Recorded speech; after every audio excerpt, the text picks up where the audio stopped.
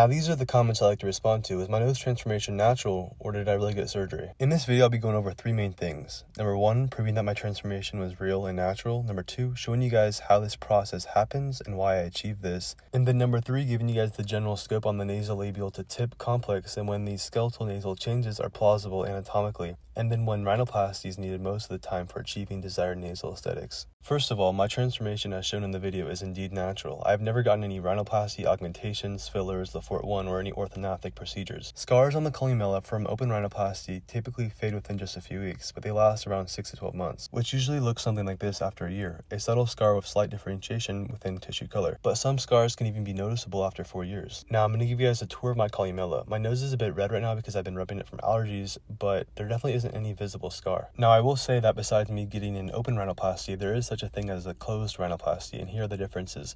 A closed one would have no visible scar tissue from the outside, but it's pretty much impossible for me to ever prove to you guys that I didn't get a closed rhinoplasty without a CBCT scan, and even with getting a CBCT, it'd be very hard for you guys to ever even assess my cartilage, grafts, or structural changes to even be made without a plastic surgeon analyzing it. Oh, and also I'd like to pinpoint that only 10% of all nose jobs are closed rhinoplasties. But yeah, I definitely promise I've never gotten a nose job, and if I did get surgery to change my face, I wouldn't be so devoted or educated on all these niches that I've spent thousands of hours working on and tracking my progress. And also it takes 2 to 3 months post-operation for the swelling to go down. I've been posting content pretty much showing my face every week for the past 14 months. And this picture that you guys all went crazy about is exactly 1 year and 1 day old. And it actually happens to be a live photo, which is proof that it's not edited. The only thing I did do was mirror the direction to match the direction of the other picture. Here's also a video of what my nose looks like now. My dorsal hump is still visible, but definitely a lot more subtle and with more anterior nasal spine to tip support via maxillary rotation. And if you look at this side-by-side comparison with perfectly aligned angles, as you can tell via the eyelash show and the overall profile of the nose,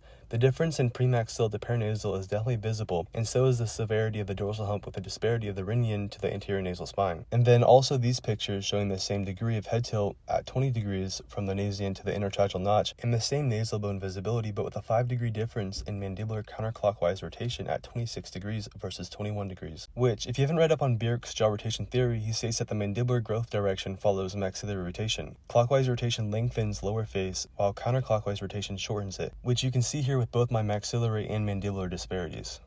Alright, so how exactly did I change my nose without surgery? The maxilla isn't just a plate of bone beneath the nose, it's the literal structural foundation beneath the paranasal region and the anterior nasal spine, also known as the ANS. When the maxilla rotates or advances even slightly, it reoriented how the ANS supports the nasal tip and base. That support can push the soft tissues forward, or if the support fails, it will leave them to droop. This support either fills the crater or forms the paranasal depression that makes the nose look more sunken into the face. At the same time, it also nudges the tip upward and outward, which alters how the dorsal hump is perceived. The hump itself doesn't just shrink, it looks smaller because the tip projection balances the profile differently. We can see this difference in nose shape immediately after Lefort 1 osteotomies, which just proves this concept. So in my transformation, the 5 to 7 millimeters of palatal expansion and more importantly the 5 degrees of counterclockwise rotation of my maxilla was just enough to provide a little bit more anterior nasal spine to tip support and paranasal fill. That's why the area under my nose doesn't look as hollow anymore and the hump looks softer. It's not magic, it's anatomy and biomechanics.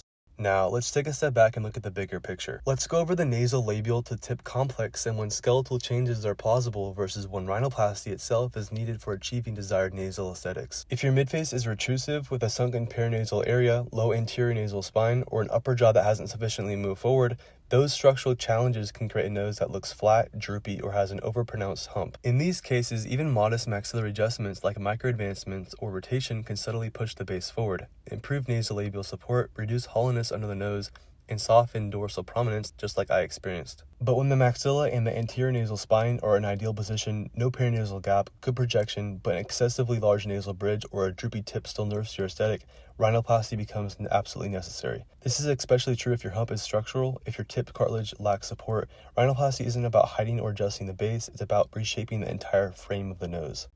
But sometimes some people chase rhinoplasty thinking their hump or disharmonious nasal appearance is a soft tissue or tip problem, when in reality it's a retreated maxilla or their anterior nasal spine position framing their nose poorly. The best order of operation for achieving that ideal side profile aesthetic is to first correct the maxillary base. Lefort osteotomy is advised if the recession is severe. It is the quickest, most immediate, and reliable means of correcting both nasofrontal and nasolabial angles via repositioning the midface. It will cost you around $6,000 to $8,000, but it's an investment that will change your life. Of course, natural changes like mine are possible, but that route is long, complex, and very minimal. And that's a topic for a different video, but ironically, I will be getting Le Fort 2 in combination with sagittal split of my lower jaw next year. But yeah, after you know your skeletal base is good and your nose still isn't within those correct aesthetic proportions, then you know you're a good candidate for rhinoplasty, which will cost you around $3,000 to $5,000 in Turkey. But yeah, noses can be complicated, but before making any judgment on your own nose, I highly advise you to look into the objective aesthetic boundaries to truly know if you're judging yourself correctly. A lot of the time, people just hate their nose because it appears large and sloppy on top of their existing disproportionate and underdeveloped skull.